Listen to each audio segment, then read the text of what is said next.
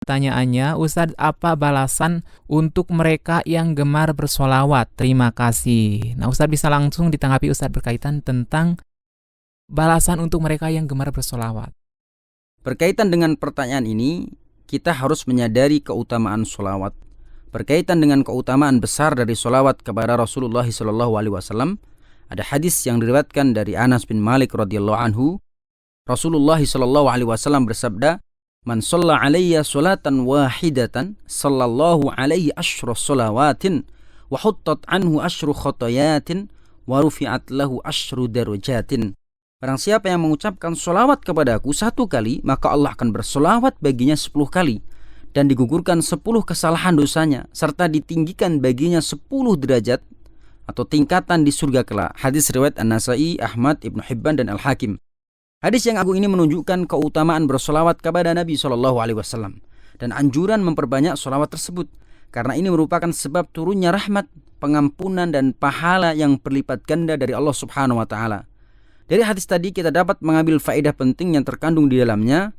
Faedah pertama, sebagaimana dijelaskan di dalam kitab Mahabbatur Rasul sallallahu alaihi wasallam bainal ittiba'i wal ibtida, disebutkan bahwa banyak berselawat kepada Rasulullah merupakan tanda cinta seorang muslim kepada beliau.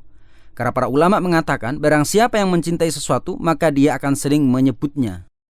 Kemudian faedah yang kedua, yang dimaksud dengan solawat di sini adalah solawat yang diajarkan oleh Nabi SAW dalam hadis-hadis beliau yang sahih, yaitu yang biasa dibaca oleh kaum muslimin dalam solat mereka ketika tasyahud, dan bukan solawat-solawat bid'ah yang diada-adakan oleh orang-orang yang datang belakangan.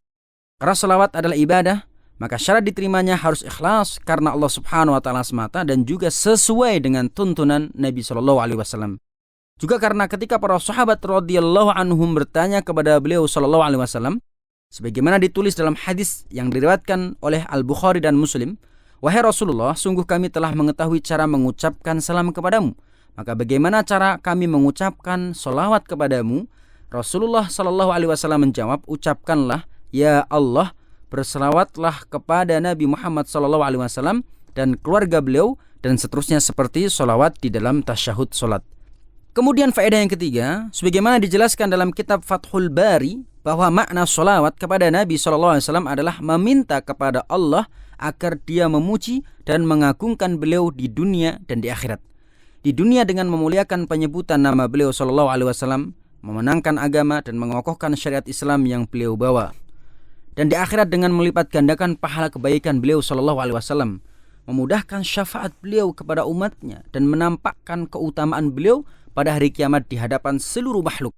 Dan faedah terakhir yang dapat kita ambil dari hadis yang saya bacakan tadi adalah makna solawat dari Allah Subhanahu wa Ta'ala kepada hambanya adalah limpahan rahmat, pengampunan, pujian, kemudian dan keberkahan darinya ini.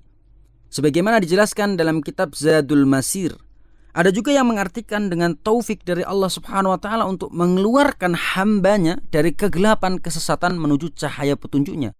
Bagaimana firman Allah Subhanahu wa Ta'ala dalam surat Al-Ahzab ayat 43, "Huwallazi yusalli 'alaikum wa malaikatuhu liyukhrijakum minadh-dhulumati ilan nur wa kana bil mu'minina rahima." Dialah Allah yang bersolawat kepada kalian, wahai manusia dan malaikatnya, supaya dia mengeluarkan kalian dari kegelapan kepada cahaya yang terang, dan Allah dia maha penyayang kepada orang-orang yang beriman. Wallahu a'lam.